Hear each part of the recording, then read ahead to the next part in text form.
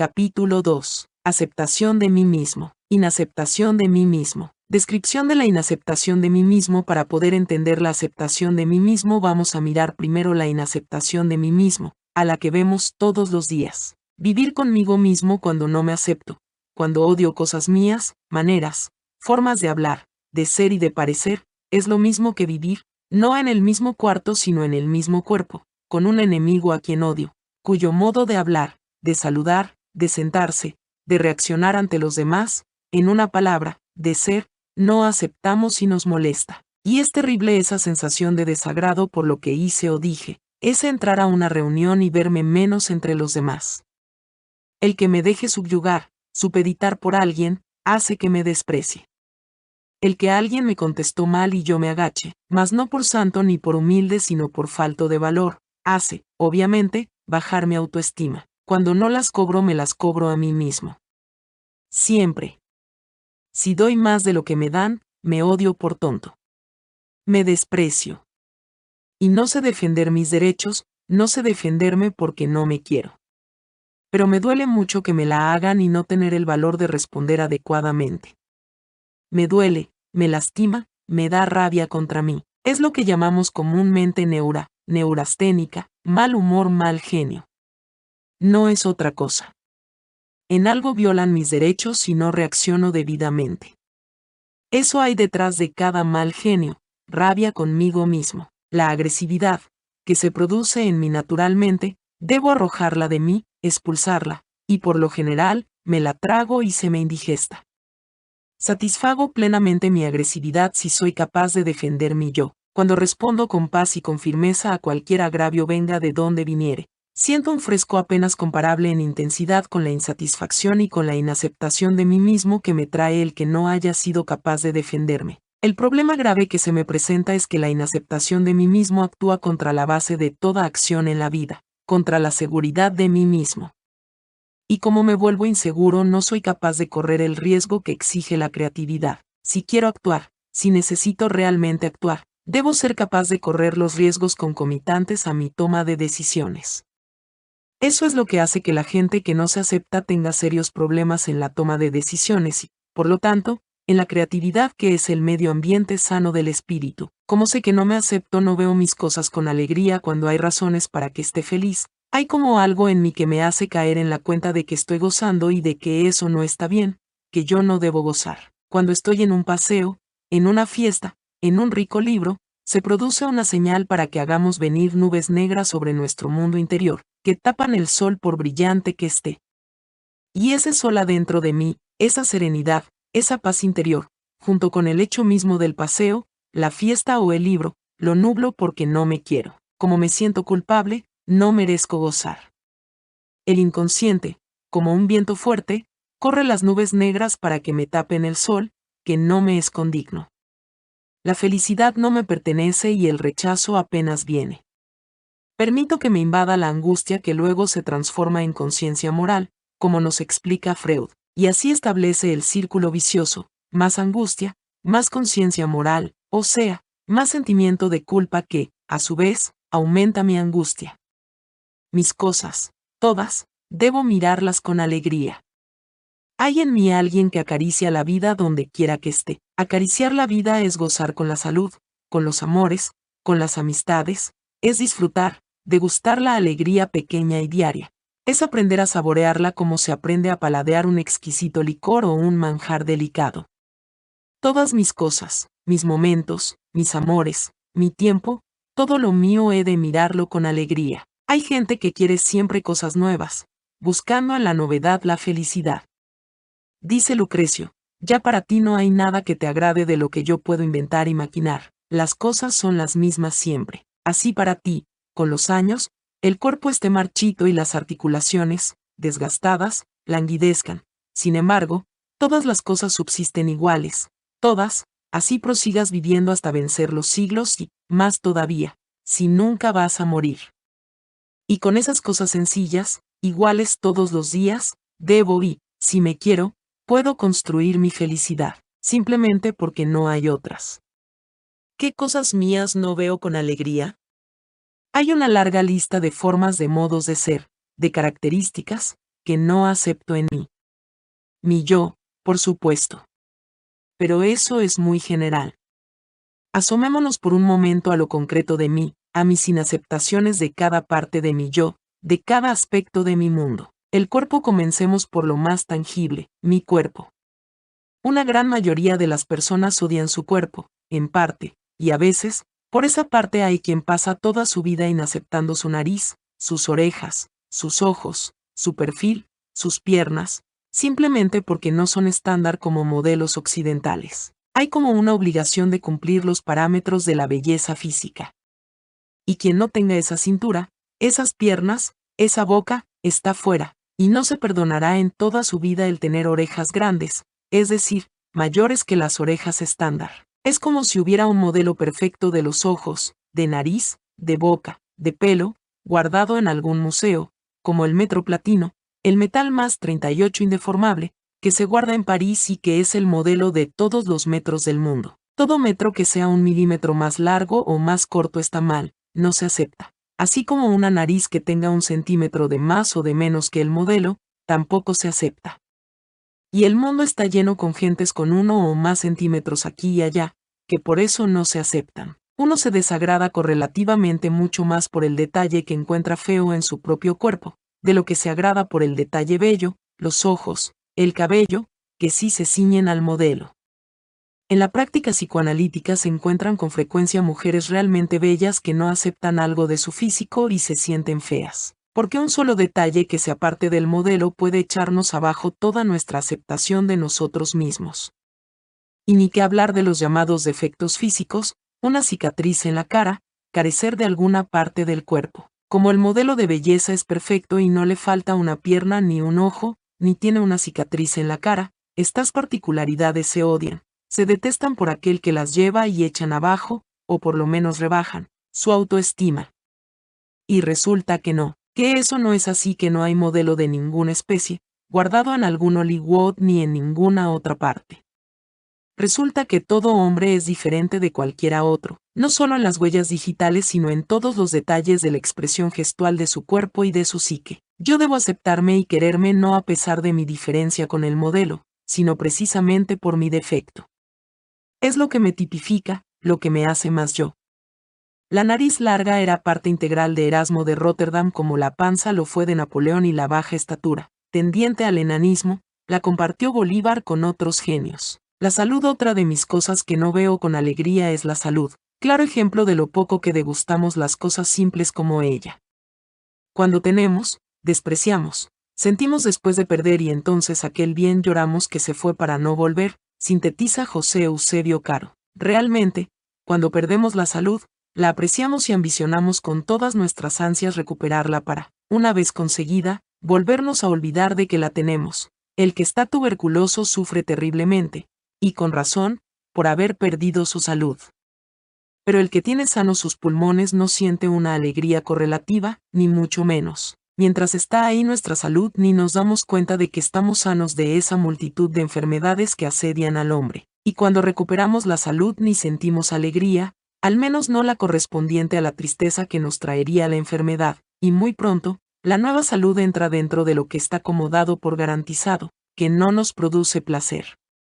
Tememos la pérdida de la vista porque es el sentido más maravilloso, pero cuán poco lo gozamos si realmente nunca nos alegramos de tenerla. En la misma forma en que no apreciamos la salud, tampoco gozamos de los demás bienes que poseemos. Como solemos decir, goza de buena salud y muchas veces es falso porque no goza. También mentimos con frecuencia al decir, goza de inmensa fortuna. Así podríamos hablar si la riqueza ahuyentara las penas o si apreciáramos lo nuestro. Para muchos de nosotros el poseer una fortuna, pequeña o grande, no constituye una fuente de felicidad. Nos pasa lo mismo que cuando estamos enfrente de muchos manjares exquisitos que llega un momento en que no apetecemos ninguno, nos van hastiando hasta que nos empalagan. Además no estamos acostumbrados a sentir felicidad por lo que tenemos, así sea el dinero al que casi todo el mundo busca con afán, con dedicación, con constancia diaria y muchas veces esclavizándose con el trabajo por conseguirlo. En todos los niveles sociales, el rico cuidando su fortuna contra la rapiña humana, como parientes, socios y extraños y sufriendo si sus riquezas dejan de crecer.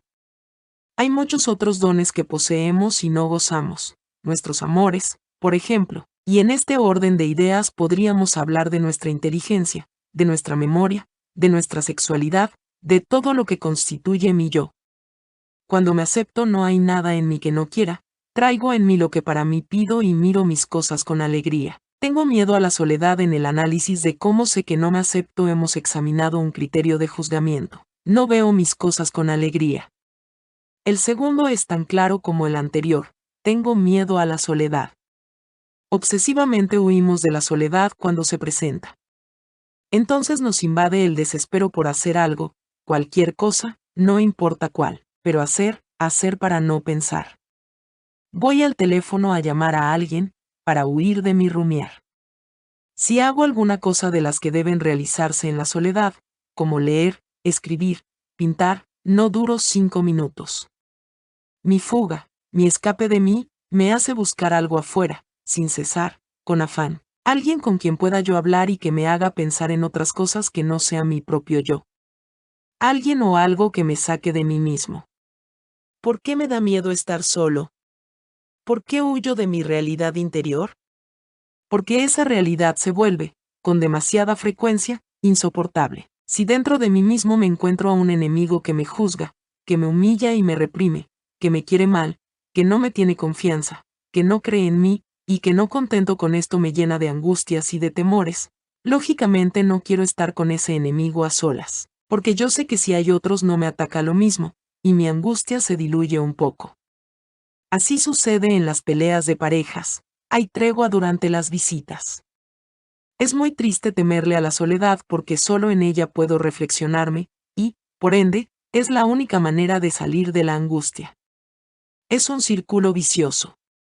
Es arena movediza. Todo el que lo haya sentido sabe que cuando uno pierde la paz del espíritu en tal forma que no se puede enfrentar con su yo, lo único que anhela es huir de su pensar, de su rumiar regañón y amargo.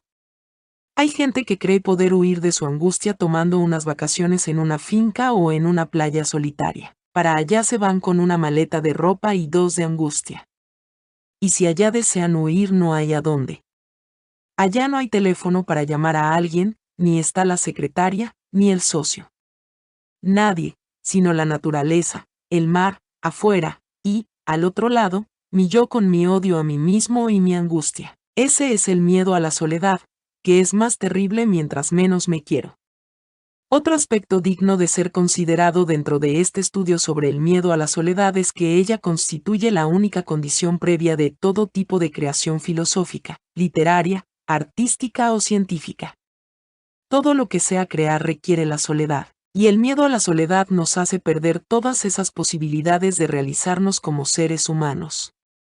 El esfuerzo del estudio, de la investigación científica también requiere una cantidad y calidad de concentración mental que no se da sino en la soledad. Gracias a los momentos de soledad de los Einstein, de los Bach y de los Hegel, pudimos gozar, todos los que los seguimos, de su riqueza interior. Gracias a la soledad pudo crear Horacio esos versos que él llamó un monumento más perenne que el bronce. Si el hombre, ese ser social, no hubiera tenido la posibilidad de gozar de la soledad, ¿qué hubiera sido de la cultura? Para poder crear arte, hacer sufrir cambios a los objetos físicos, marcándolos con el sello de uno y reconociendo en ellos sus propias determinabilidades, como nos lo definió Hegel, es necesario estar solo. Lo mismo que para hacer filosofía, música o poesía, se requiere la totalidad de la capacidad pensante, situación que no logra la mente sino estando sola consigo misma. Por ello se encerró tanto tiempo Miguel Ángel para pintar la Capilla Sistina, y cuentan que, cuando el Papa Julio II quiso entrar a interrumpirlo para ver la obra, el pintor le lanzó un martillo. Es un buen ejemplo de lo que siente uno cuando ha logrado un alto grado de concentración y alguien le roba ese estado, lo saca de él, lo interrumpe. Cuentan de un sabio profesor a quien llegó a consultar un discípulo, en horas que no eran las indicadas, y, a pesar del letrero, ocupado, tocó a su puerta. Cuando abrió, el estudiante le dijo, «Profesor, es solo 1 minuto. Para ti es solo 1 minuto. Para mí un largo rato para volverme a concentrar». Esto lo entiende tanto el que haya realizado esa manifestación de sí mismo en las cosas exteriores que llamamos arte, como el que ha ido tras de las causas primeras estudiando filosofía. Otro aspecto del miedo a la soledad es que produce dependencia afectiva. Cuando yo me quiero no veo la pérdida del objeto amado como el fin del mundo. Cuando no me acepto, el perder a mi amor presenta todas las características de tragedia por el miedo que da el afrontar la vida solo, sin pareja. Séneca nos lo enseña con su sabiduría profunda de la vida. Hecatón, ¿me preguntas qué he adelantado? Ser amigo mío. Séneca, mucho has adelantado, sin duda. Ya nunca estarás solo, por eso el amor a sí mismo acaba el miedo a la soledad y lo hace fuerte a uno, fuerte en el permanente intercambio de doy y me das, que es la relación afectiva. El que menos se quiere a sí mismo en la pareja es el que más da. Si los dos se quieren, dan y reciben lo mismo. Pues bien, con demasiada frecuencia vemos parejas en las que hay desequilibrio en el dar y el recibir. Si pudiéramos medir lo que da el uno al otro en una balanza, y en uno de cuyos platillos pusiéramos lo que yo le doy de tiempo, que es vida, de ternura, de atención, de demostraciones de afecto, que al fin por ellas vivimos, y en el otro platillo lo que mi pareja me da en esas mismas categorías, cuando un platillo en cualquier caso o por cualquier causa está abajo y el otro arriba, tendremos que concluir que ese amor no está bien. Y si eso es crónico, debemos añadir que está enfermo de supeditación, la peor enfermedad que ataca al amor. Ahora bien, ¿por qué sucede este fenómeno de la supeditación en el amor? Debe de haber muchas causales, pero una primordial es el miedo a la pérdida del objeto amado por temor a la soledad. El que se quiere menos sufre más en una superación y, definitivamente, el que se quiere como es debido cuenta con la autonomía suficiente para llevar una relación clara, vale decir, sin amo ni esclavo. En los negocios sucede un fenómeno psicológico que todos hemos vivido. Gana el que quiere más lo suyo, sea mercancía o dinero, y el que, en realidad o en su mente, necesita menos que se realice el negocio.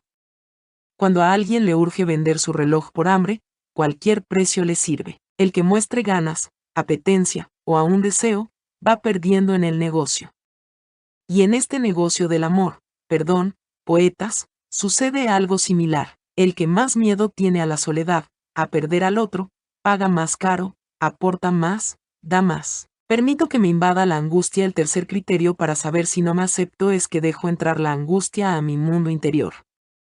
Y la angustia, para Freud, constituye un punto en el que convergen los más diversos e importantes problemas del individuo y un enigma cuya solución habrá de proyectar intensa luz sobre toda nuestra vida psíquica. Realmente la angustia puede llevarnos a más terribles sufrimientos que los que pudiera inventar el peor de los tiranos. Solo quien la ha vivido lo entiende. Y mucha gente cree que nadie la ha parecido peor.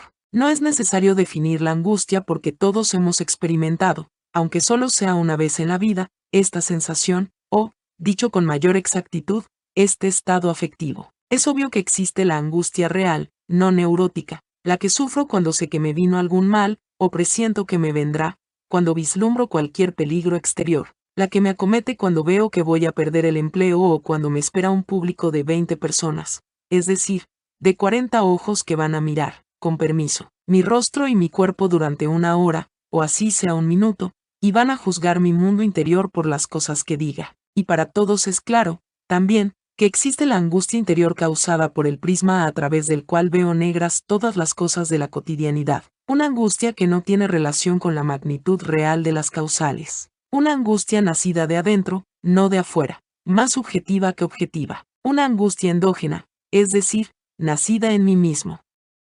Porque dentro de mi mente no hay testigos ni jueces. Yo puedo cambiarme el panorama de soleado a oscuro, de feliz a triste. Puedo crear monstruos en contra de mí mismo, puedo agravar la enfermedad incipiente y de una simple gripa comenzar a figurar, a maquinar una tuberculosis. Puedo agudizar como grave suceso cualquier accidente sin importancia. Como allá adentro no hay nadie que me contradiga, puedo pensar lo peor para mí y de mí, con la producción de angustia consiguiente. La angustia vive, pues, en un reino en que lo puede todo en cuanto a hacernos sufrir, y en el que no puede nada en cuanto a arreglar los problemas, sean ellos cuales fueren. La angustia no puede influir en el desarrollo de los hechos. Amanecerá mañana el problema igual, haya yo dormido o me haya pasado desvelado toda la noche pensando en él y angustiándome. Si influye, lo hace negativamente, en cuanto gasto energías posiblemente necesarias para la adecuada solución del problema. Si no duermo por la angustia, no por ello mi jefe me va a dejar de cobrar mi falta, o mi acreedor su dinero y voy a amanecer, por otra parte, obnubilado para buscar las decisiones convenientes a la solución del problema. Toda la angustia de que soy capaz no puede modificar en un ápice el actuar de los demás del que depende mi problema y no es buen caldo de cultivo para la sana toma de decisiones. Yo estoy por creer que el mal más grave que sufre la humanidad es la angustia, peor aún que la pobreza, porque uno puede aguantar hambre y sufrir o no de angustia endógena, como lo puede el que come. A todos nos consta que hay gente que sobrelleva el sufrimiento, la enfermedad, la pobreza, y aún la misma muerte, cuando son inevitables, con entereza, con dignidad, con amor a sí mismo. No estoy enunciando un principio en el sentido que se acepte la pobreza. No, la pobreza es mala y es detestable, como lo es la enfermedad, y es endémica en el mundo. A ambas hay que combatirlas, pero, cuando las sufra, debo saber aceptarlas a la manera de esos viejos, nuestros abuelos, que sabían hasta morir. Efectos de la angustia. La diferencia entre un estado de alerta normal y la angustia es que ésta paraliza la acción de defensa impidiendo, incluso, la fuga, mientras que en el estado de alerta normal se comparan las propias fuerzas con la gravedad de la amenaza y si es del caso escapar, se pone toda la energía disponible a favor de la fuga. Se sacan fuerzas de donde haya y toda la mente y su atención se concentran en la forma de escapar. De la misma manera que si la mente discierne que el medio más eficaz de evitar el peligro es la defensa o hacer frente o incluso el ataque, entonces, en el estado normal de alerta, concentra toda la capacidad y energía para seguir el camino que evite el peligro o lo supere. La angustia, por el contrario, nos impide afrontarlo y aún huir de él. Otro efecto de la angustia es el de influir sobre el juicio, que es el acto sumo de la mente, el ejercicio mismo de la razón y el hecho más alto de la naturaleza. La angustia distorsiona los verdaderos valores de las cosas, aumentando en los juicios lo negativo, eliminando en ellos toda positividad, y acreciendo las posibilidades de que todo salga mal. Y como la angustia, espía atentamente toda acción o circunstancia que pueda justificarla. Según nos aclara Freud, cualquier coyuntura, hecho o suceso le sirve de nave para embarcarse. Si me fue mal porque me fue mal y si me fue bien porque juzgo que mañana me va a ir mal. Cualquier enfermedad es susceptible de formar en la mente características catastróficas. Nuestro amor, dado que la angustia es el miedo a la pérdida del objeto amado, es con demasiada frecuencia causa de sufrimiento. Ese miedo a perder el amor trae las terribles angustias de los celos, las dudas tenaces de que me quiera, las sospechas. Todos esos sentimientos angustiosos que han dado tema permanente a la literatura universal pero que solo viviéndolos se entienden. Los efectos de la angustia en nuestro cuerpo pueden ir desde un nerviosismo general hasta temblores, vértigos, opresión en el pecho, sudoración, palpitaciones, convulsiones. En ocasiones afecta al sistema inmunológico con la correspondiente baja de las defensas y la consiguiente invasión del microbio o virus que esté más fuerte en ese momento en nuestro organismo. Es así como podemos enfermarnos de los más diferentes males, por causa de la angustia. La angustia en los niños. El niño, porque desconoce todo el mundo al que recientemente ha llegado, siente angustias que los mayores ni sospechamos. Angustias primitivas como el miedo a morir, proveniente del instinto de conservación del individuo y del de la especie. El adulto sabe que se va a alimentar y que su hambre pasará, por eso no la ve como un peligro de muerte. Debe de ser por eso por lo que el gesto del niño que llora por hambre es tan angustiado. Recordemos que él no tiene la palabra, ni ningún otro medio de expresar la angustia. El niño no puede comunicar su angustia, y esto se la hace más cruel. Hay una tendencia generalizada a minimizar el mundo de los niños. Para los adultos, como que todas las angustias de los niños son pequeñas. Y resulta que no. Que, por el contrario, son tan grandes o mayores que las de los adultos, porque estos no son débiles e ignorantes, como sí lo son los niños. Un ítem más. Resulta que entre los adultos y los niños existe, con excesiva frecuencia, incomunicación. El hijo adolescente no le cuenta sus problemas al padre, porque tampoco funciona al revés. El padre no le cuenta sus intimidades. Y eso que el niño no lo puede regañar, ni menos castigar. A los adultos les parece que todos los problemas del niño son problemitas. Cuando el niño está triste por celos, cosa frecuente, lo mismo que les puede pasar al padre y a la madre, aunque en ellos mismos lo ven como grave problema, tratándose de los hijos se suele salir con frases como, a ver, hijo, ya pasó, ya se arregló, aquí está el juguete, ya no llora más el niño y eso cuando se les dice algo. Hay muy pocos padres que se interesen verdaderamente en los problemas y angustias de sus hijos, y esto los pueden comprobar los padres por la escasez de hijos que tienen a sus padres por confidentes, por amigos íntimos. Porque, en el amor, todo es recíproco. El darse cuenta de su propia debilidad e impotencia, el sentimiento de inseguridad que llamó Adler, forma la primera grada de descenso hacia del desprecio a mí mismo.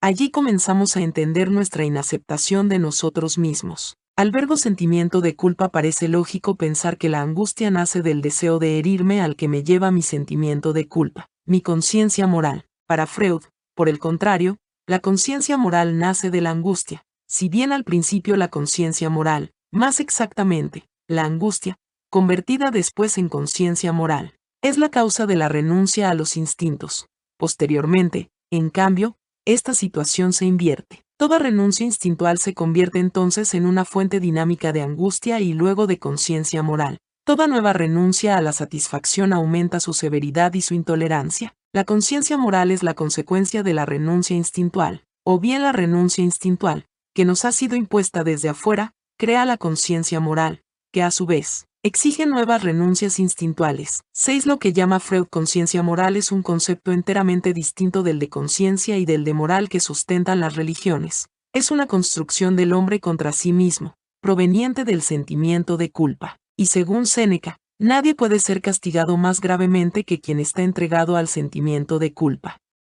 Y es tan terrible que por él, oculta o abiertamente, nacen una gran cantidad de las angustias, las manías persecutorias, las supeditaciones, las fobias. Este sentimiento parece ser exclusivo del hombre, como lo establece Lucrecio. ¿No ves que ninguna otra cosa de la naturaleza se ladra a sí misma, la angustia? Pues, no solo es la causa de la renuncia a los impulsos instintuales, sino que, proveniente del sentimiento de culpa, lo acrece, y castiga en forma despiadada nuestro ego. Un consultorio psicológico es un lugar en donde se pueden ver y tratar de medir, o al menos, de vislumbrar las profundidades del sufrimiento que producen la angustia endógena, las fobias y las manías o cualquier tipo de neurosis. Demasiada gente se atormenta en el mundo sin una verdadera razón, solo por el sentimiento de culpa. La culpa está muy unida a la inaceptación de mí mismo. Mientras menos me acepto, más tiendo a sentirme culpable, no solo de los hechos pasados, sino aún de los futuros. Puedo sentir culpa por mis intenciones. De nuevo el padre y la formación que recibimos tienen que ver. Formación en que nadie nos dijo nunca, quiérete, sino que por el contrario nos hace sentir culpables, desde niños, hasta de la falta de coordinación cerebromuscular, cuando, por culpa de su poco desarrollo, se nos cae un vaso y se quiebra. ¿Por qué lo hiciste? Ah, esta frase implica una acusación de mala fe, de mala conciencia, contra el niño de que él es malo. Y el niño internaliza este mensaje que le imparte su padre o su madre padre, acompañado de un castigo físico para ratificarle que es culpable. Ahí le está enseñando el autocastigo. El niño se forma fácilmente el sentimiento de culpa, debido al trato desconsiderado que le dan, por lo general, sus padres a la autoestima que los niños deberían ir creando. Si tuviéramos instrumentos adecuados para medir la relación común entre padres e hijos, nos daríamos cuenta de cuántas veces dicen los padres no, con relación a las que aprueban sí. La misión que supuestamente nos dio la cultura a los padres no puede seguir siendo de negatividad. No haga, no toque, no se toque, no corra, no brinque, no me conteste. Hay una selva de noes entre los que vegeta el amor filial, que no florece. Con un instrumento de medición, nos quedaríamos abismados de la innúmera cantidad de negaciones, de prohibiciones y de sentimientos de culpa que nacen detrás de cualquier represión. Con frecuencia nos preguntamos, pero, ¿por qué no soy capaz de responder a tiempo y claramente cuando me menosprecian? ¿Por qué no me quiero? Pasando a través de la vida de un niño, casi de cualquier niño, entenderíamos el porqué de nuestras inaceptaciones. A él, que solo es apto para aprender, le proporcionamos, casi exclusivamente, comunicaciones negativas sobre su actuar y por lo tanto sobre su modo de ser, sobre sí mismo. Como queremos que se críe optimista, amante de sí mismo, un niño para quien 3/4 partes de la comunicación paterna y aún materna sea negativa. Vale decir, le están expresando permanentemente al niño que él no hace bien las cosas. ¿Cuántas veces te lo he dicho, o te lo he repetido 1000 veces? Quiere decir, tú no quieres ser bueno, de donde el niño lógicamente deduce que él es malo. Y allí nace el sentimiento de culpa, origen de toda la batalla entre el inconsciente y el consciente, entre el ello y el yo, porque esa batalla es la que se lleva a cabo en mí cuando en mi interior me castigo aumentando lo malo y disminuyendo lo bueno. Es esta batalla interior el miedo pánico a afrontar situaciones, a tomar decisiones, lo mismo que el temor a que lo estén persiguiendo, o el miedo a la locura, o el miedo a la oscuridad. Todo aquello que constituya un elemento cualquiera de mi guerra interior tiene que ver con la necesidad de castigarme. Mi propio padre, el juez de lo que es bueno y lo que es malo, me enseñó que cuando soy malo, merezco castigo, que no solo es dolor físico, sino privación de lo que me pueda producir felicidad, su propia ternura, su amistad, jugar, juntarme con mis amigos, salir, ver televisión. Por eso no puedo tener paz interior, serenidad y mucho menos felicidad. El sentimiento de culpa me obliga a castigarme, siguiendo el esquema paterno. En esas obscuras regiones de nuestra infancia se enraiza la causa primera de la angustia. El origen de toda angustia y de toda neurosis no es otro que la conciencia de la propia debilidad, la ausencia de lo que denominó Freud, sentimiento de potencia ante el mundo exterior. La angustia infantil es el prototipo de la angustia de los adultos, es su condición previa y su estado preliminar. Toda fobia histérica se remonta a una angustia infantil y la continúa, aun cuando posea distinto contenido y la psicología lo haya llamado de otra manera. Siembra vientos y recogerás tempestades 9. Profetizó Oseas, 8 siglos antes de Cristo. Mato mis amores. La cuarta seña de que no me acepto es que mato mis amores. A estas alturas estamos ya listos para estudiar este hecho, que es tan común y que acompaña siempre a la depresión y a la angustia crónica. Como no me quiero, no me permito gozar, y la forma más bella de gozar es el amor. En primer término comienzo por matar mi amor a mí mismo, fuente y modelo de todo amor. La neurastenia, el mal genio, el aburrimiento, son los primeros síntomas. Cuando estoy neura no es que esté bravo contra alguien, es que estoy mal, molesto conmigo mismo. Muchas veces proviene la neurastenia de que alguien violó mis derechos y yo no tuve el valor de defenderme, o de la sensación de que me estoy regalando y me pongo bravo conmigo por eso, o que hice mal algo, o dejé de hacer lo que realmente me convenía o debía. Y entonces me trato a mí mismo como lo haría el peor de los jefes, el más duro. Me da ira contra mí, me da neura, me aisló de los sociales tirando la cara y haciendo gesto de no querer hablar con nadie, agrio. Si me hablan contesto mal, grito, insulto. No quiero ni la amabilidad de los demás y menos acepto la ternura. Nada. Me castigo, me aisló de lo social. Matar el amor a sí mismo es, también, el no gozar de la vida, de las cosas de todos los días. Y este estado se puede volver crónico. Todos conocemos ejemplos.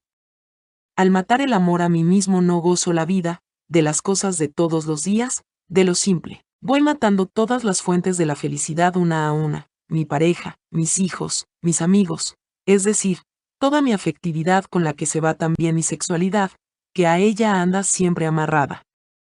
En mi ya larga experiencia he sentido que la mayoría de las veces en que se rompe el amor es porque uno o ambos no se quieren a sí mismo. Si a mí me preguntara a alguien qué criterio debo aplicar para seleccionar pareja, sin duda le diría que lo esencial es que escoja a alguien que se ame a sí mismo. Si los dos se aman a sí mismos no se supedita ninguno y cada cual respeta los espacios, los tiempos, la libertad del otro. Además, es evidente que si uno quiere que el otro lo quiera, su actitud permanente hacia el otro es positiva, es favorecedora del amor, mira las cosas de su pareja bien, con alegría.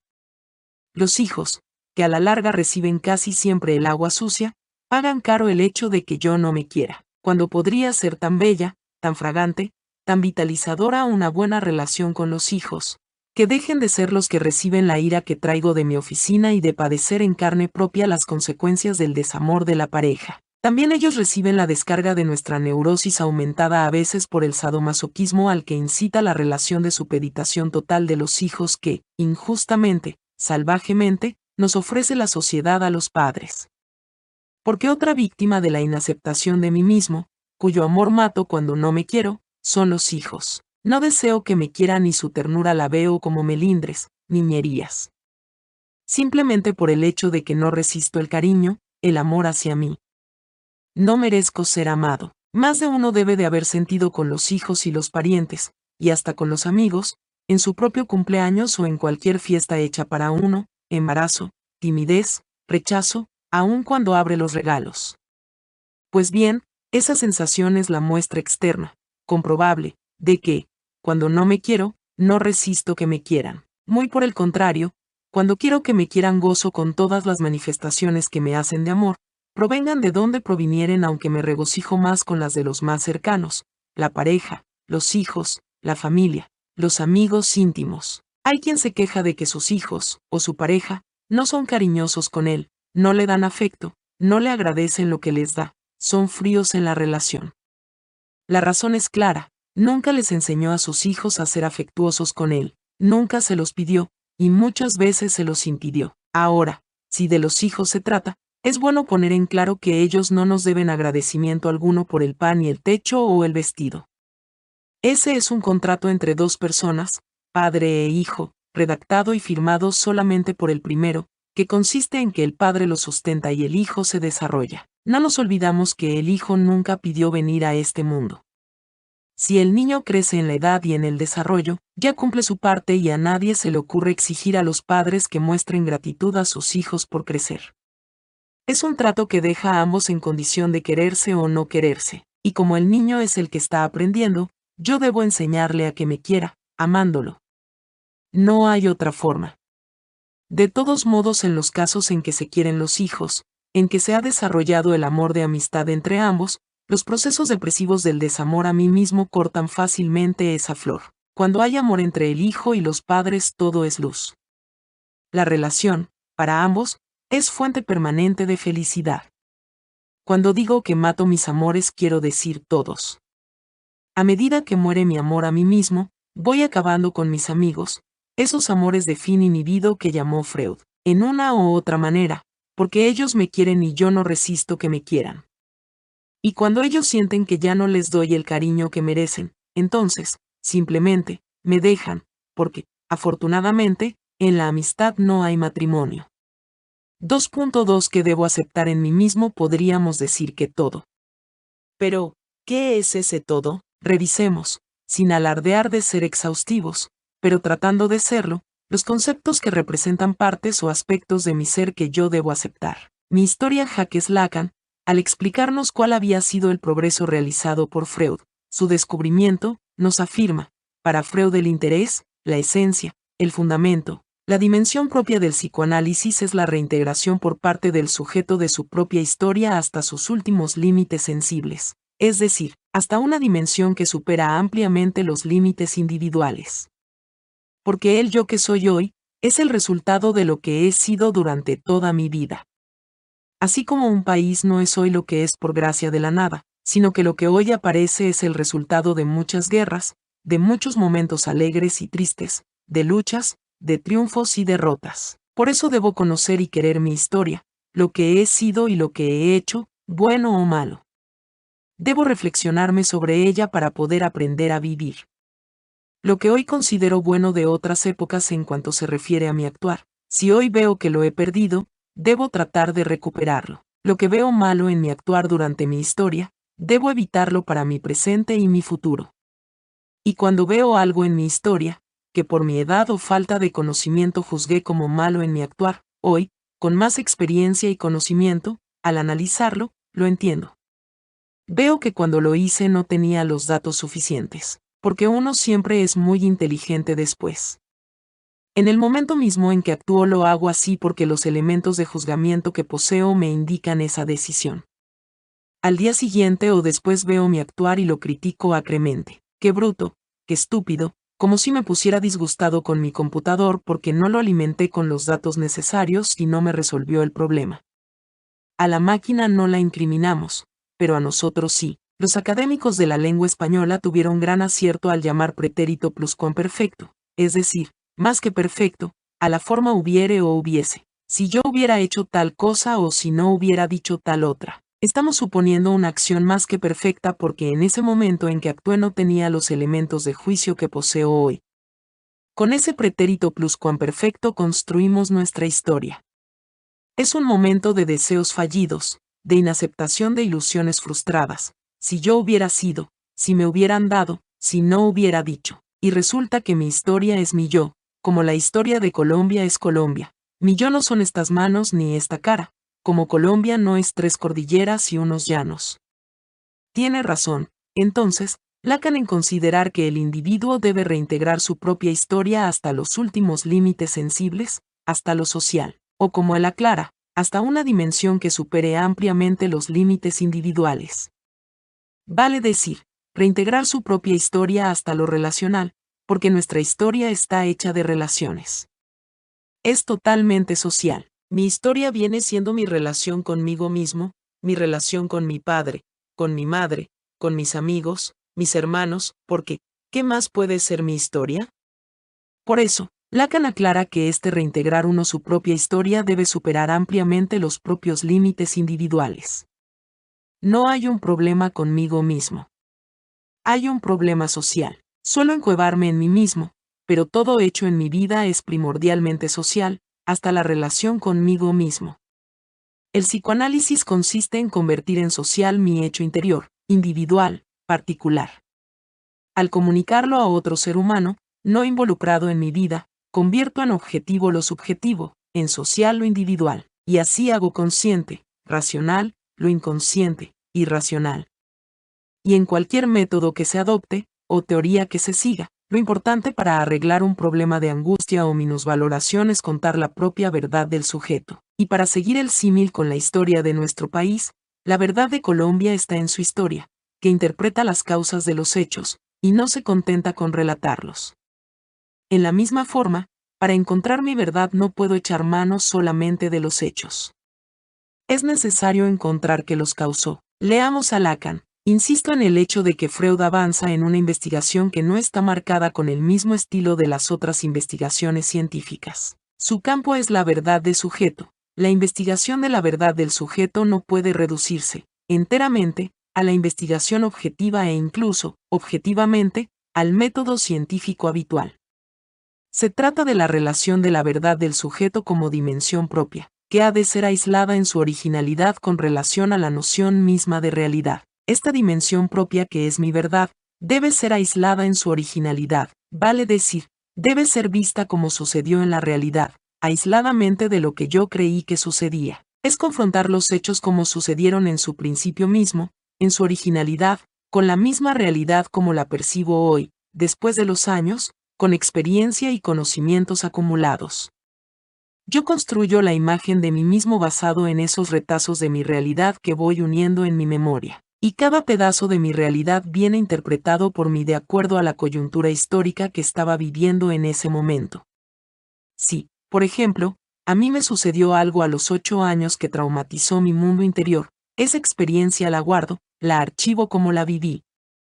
Con toda la incomprensión de mis 8 años, y de esos trozos falsos voy formando mi historia. Por eso las sumas parciales. El balance diario de esa historia mía construida de esa pobre manera es una imagen negativa de mí mismo. Es mi inaceptación de mí mismo. Mi mundo relacional decíamos que todo hecho humano es, básicamente, social, es decir, relacional. Mi convivencia con los demás, el trato que yo les doy y el que ellos me devuelven, impregna todo mi mundo. Ni un solo pensamiento mío deja de ser social. Mi relación conmigo mismo hasta la relación conmigo mismo es un hecho social. Incluso, para mí yo, es el más importante de todos los hechos sociales. De esa relación dependen, en efecto, todas las demás. Mi relación conmigo mismo es la forma como me hablo, como me comprendo, como trato mi cuerpo, mi mente, la manera como me respeto y me hago respetar, el modo como defiendo mis derechos, como protejo mi serenidad, mi paz interior.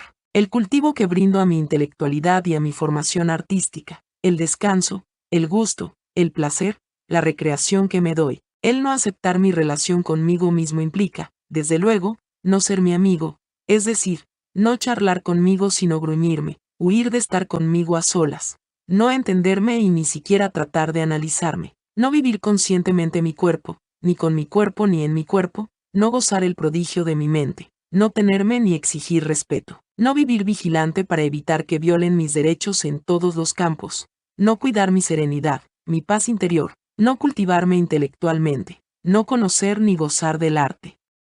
Debo aceptar mi relación conmigo mismo, tal cual soy, no deseando ser otro, porque si es verdad que mis padres me fueron impuestos, con más razón puedo afirmar que este cuerpo, esta mente, es decir, mi cara, mi tamaño, mi color, así como mi memoria, mi inteligencia, mi creatividad, me fueron impuestos.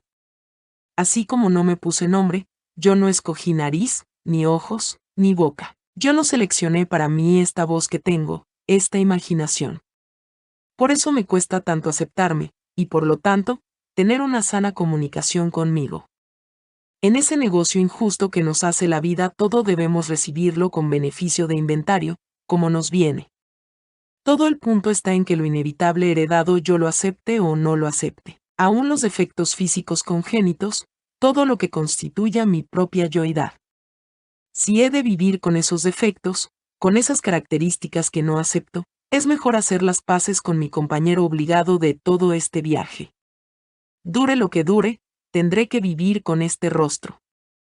¿No es mejor aceptarlo, quererlo como es? Es conveniente recordar que somos un universo de universos, y que, ciertamente, el universo más importante en el ser humano inteligente y artístico no lo constituyen los rasgos del rostro ni el aspecto físico.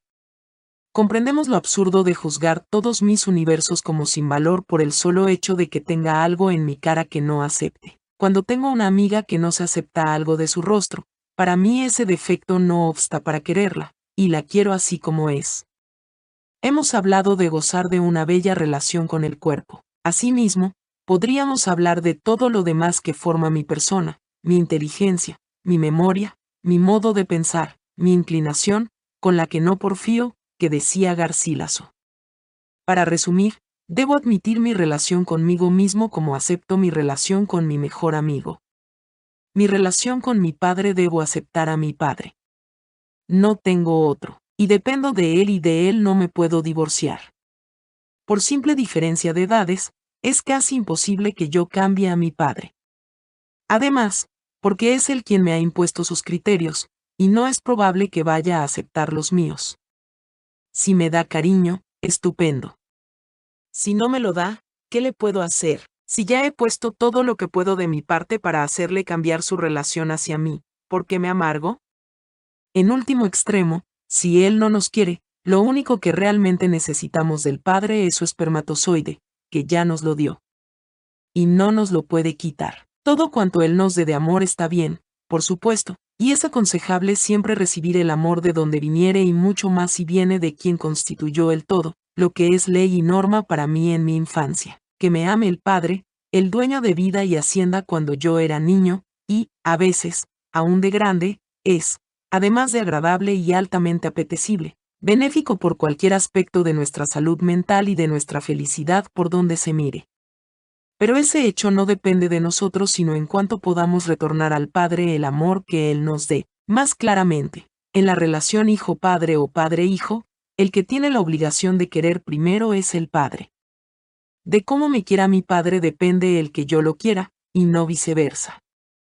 Ahora bien, aclaremos de nuevo que no por haber nacido de un espermatozoide suyo, necesariamente, tenga que amarlo. El amor hacia el Padre tiene que conseguirlo, labrárselo, construirlo el mismo Padre. Lo propio del Hijo es devolver ese amor, dar amor a su Padre, como respuesta a la que éste le dé. Lo que pasa es que el amor de los hijos hay que ganárselo, y si no se merece es imposible que exista. Me tiene que querer porque soy su padre, es una frase absurda. Así como veíamos que la escritura de la sociedad padre-hijo fue ideada, redactada y firmada solo por el padre, así podríamos afirmar que es él quien debe hacerse amar, enseñarle a amar a su hijo, en general, y enseñarle a que lo ame a él en particular. El amor no nace silvestre ni por generación espontánea. Así que el modo como me quiera mi padre constituye un hecho concreto, existente fuera de mí, y que debo aceptar como todo lo que no puedo cambiar. Si veo algo que eventualmente pueda hacer cambiar esta relación, en vez de quejarme, debo intentarlo. Después, como quedó, quedó. Eso es lo que me quiere. Si mucho, magnifico. Si poco, así es. Eso tengo de amor paterno. Matar al padre es un concepto psicológico que quiere decir terminar con las nefastas influencias que pueda ejercer sobre mí la imagen del padre, porque resulta que en la vida todo el que, en cualquier circunstancia, esté por encima de mí, tenga poder sobre mí, todo el que se constituye en mi jefe, en mi auditor, en mi juez, está sentándose en la silla de mi padre en la mesa familiar, está actuando para mí el papel de padre, y, como todo lo humano es social, desde la escuela hasta el trabajo, toda mi vida está poblada de padres que ejercen autoridad sobre mí. Cuando me manda llamar mi jefe a su oficina tengo una sensación parecida a cuando mi padre me mandaba llamar a su cuarto. ¿Qué he hecho mal? ¿En qué he fallado? Casi que el mismo sabor en la boca. Arreglo, en mí, mi relación con mi padre, cuando analizo cuánto me quiere, acepto esa cantidad y, por otra parte, pongo de mí para que ella crezca, siempre comprendiéndolo en su realidad de él, realidad que tampoco le impone obligatoriamente que me ame. Porque sucede que en lides de amor nadie ni nada nos pueden obligar. Las madres mismas, que son cuna de la ternura, quieren siempre a un hijo más que al otro, y en casos determinados y demasiado frecuentes la madre no quiere a su hijo. A veces lo odia. Es decir, le disgustan unas cosas de su hijo, casi todas. Ni una madre, ni un padre, tienen, por ley, que querer al hijo. El amor nace o no nace, o nace más o nace menos, sin leyes, sin sujeción a nada. Odio y amo. Tal vez me preguntes por qué hago esto. No lo sé. Solo siento que sucede en mí y me estremezco, explica Cátulo. Lo mismo que sucede cuando entra alguien a trabajar a una empresa y le asignan nuevas personas con quienes debe trabajar. Habrá, posiblemente, uno o dos con quienes establecerá, incluso, verdadera amistad, aunque puede ser que con ninguno la consiga, con otros pocos establecerá cierto grado de confianza, con otros ninguna y no faltará algún otro que le caiga mal desde el principio. Y dado que la amistad es amor, y no es, como creen muchos, que el amor sea de oro y la amistad de plata, lo que yo estoy dando a algunas personas en esa empresa y negando a otros es, en últimas, mi amor. ¿Por qué hago esto?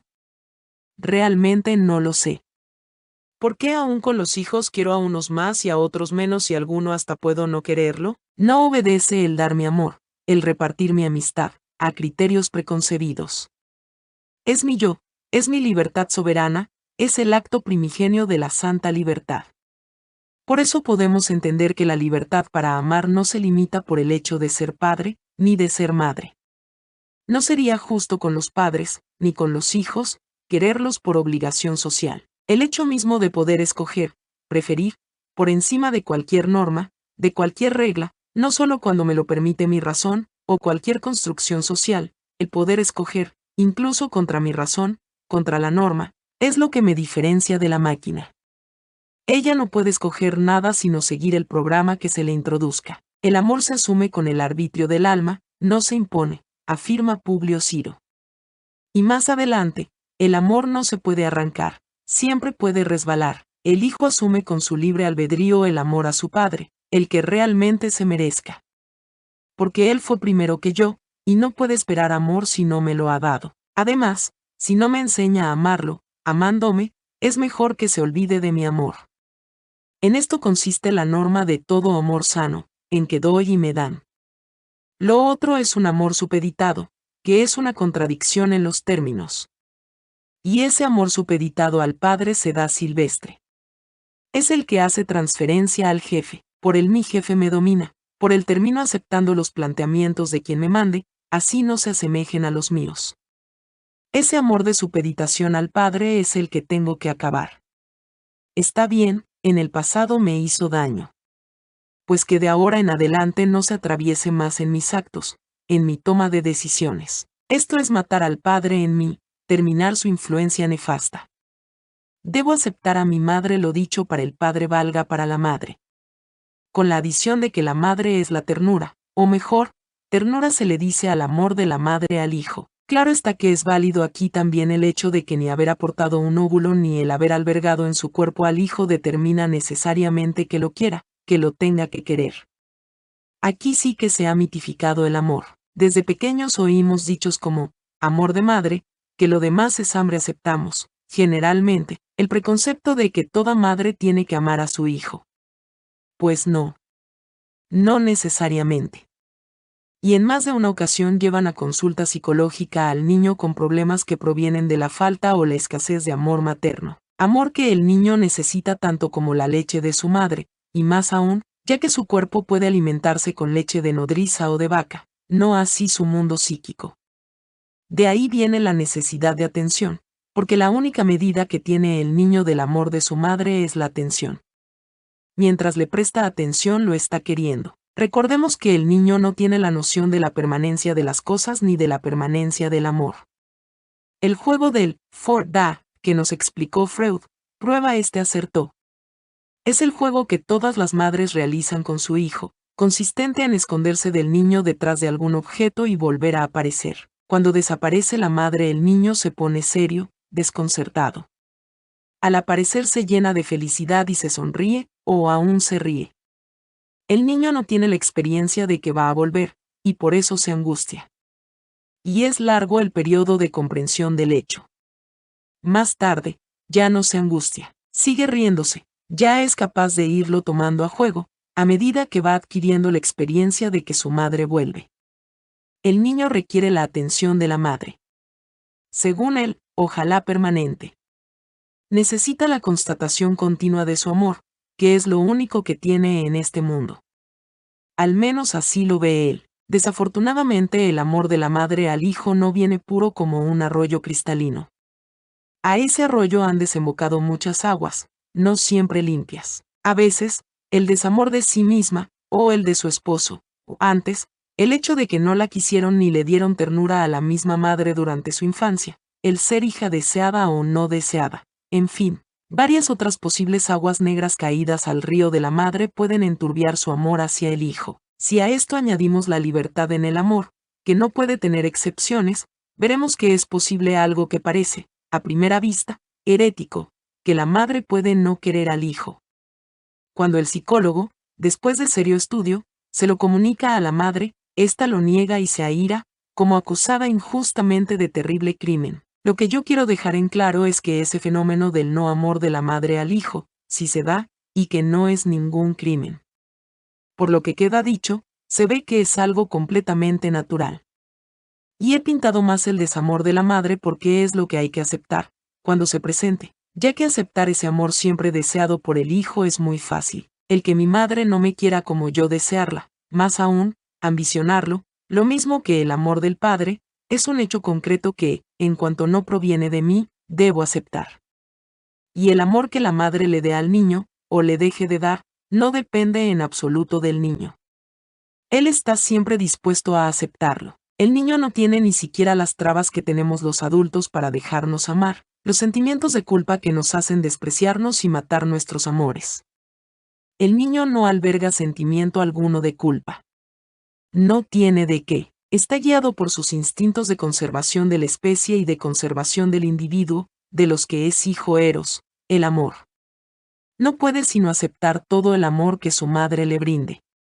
Bien difícil es aceptar esta realidad de que la madre no lo quiera a uno, o al menos, no le dé el amor que uno quisiera. Por ser el materno origen de todo amor, hace tanta falta, y su ausencia causa tales traumas en las personas, que llega a influir en toda su vida afectiva, incluso en el desamor a sí mismo. Recordemos que uno ama primero a su madre. Para ella es mi primera sonrisa, y después de ella, como aprendí a amar al primer ser, a sonreírle, comienzo a amar al padre, a los hermanos. En mi madre aprendí que en este mundo, al que entro con un grito angustiado, hay alguien que se interesa por mí, que calma mis hambres instintuales de comida y de ternura. Ella me enseñó que este mundo es social y con ella se inicia mi proceso de socialización. El que la madre no le dé a uno ternura, o al menos la que uno ambiciona, Es un hecho difícil de aceptar. Pero es indispensable hacerlo. Como adulto debo aceptar el hecho de mi madre, sea cual fuere, entenderla en su contexto, no en el mío, perdonarle en el fondo de mi corazón porque, seguramente, hubo variables que ella no pudo controlar, o de las que ni siquiera se dio cuenta, en la relación conmigo. Sea como sea, yo no soy juez del cariño de mi madre, ni puedo quedarme llorando toda la vida su desafecto, y dañando, por él, mi amor a mí mismo y a todos los demás. Suele suceder que, cuando la madre no da suficiente afecto al hijo, éste, ya adulto, ahoga a su pareja con exigencias de afecto exageradas, pagadas muchas veces con la propia supeditación. Y hablo de hombres y mujeres. En ambos la estructura psíquica es la misma. Otras relaciones obligadas. En el resto de relaciones obligadas ya no tiene tanta importancia la aceptación o el rechazo. Como en el ejemplo que veíamos cuando entró a trabajar a una empresa. En el caso de tíos y primos reparto mi afecto como quiero. Ellos me fueron dados, pero no es necesario que los quiera. No existe con ellos la supuesta obligatoriedad que, comúnmente, se atribuye al amor a los padres. Es más sencilla la aceptación de esas otras personas que me fueron impuestas por herencia, es decir, mis parientes, lo mismo que las personas a las que me acerca la vida, a las que me llevan mis circunstancias, hijos de amigos de mis padres, vecinos de la casa que escogieron mis padres, alumnos de la escuela a la que me matricularon sin consultarme. Todos ellos, incluyendo los mismos hermanos, pueden ser o no objeto de mi amor. Por eso, la aceptación de mi entorno social no constituye una grande dificultad ni trae influencia vitanda, como la de los padres. Aceptación de mi sexualidad. Aceptación de mi clase de sexualidad. El machismo, imperante hace milenios, hizo estragos en el desarrollo de la mujer como ser intelectual y artístico. El hombre no la dejó entrar al templo del arte, ni al de Fidias, ni al de Picasso, ni al templo de la ciencia. Por eso, cuando visitamos el Museo Británico o el del Louvre, no encontramos obras de mujeres.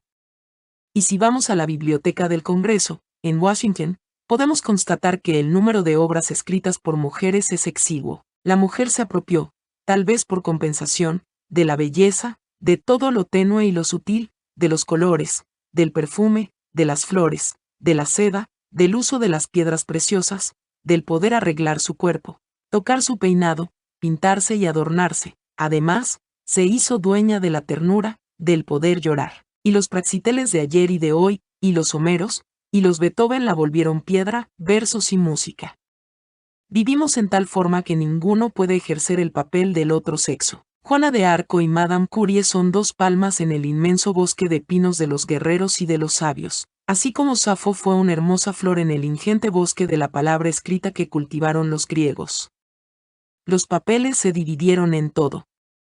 La misma cultura impuesta por los padres apunta hacia allá desde el primer principio de la vida. Si el niño se pone a arrullar una muñeca, el padre lo reprende severamente, lo mismo que a la niña que juega brusco con sus hermanitos.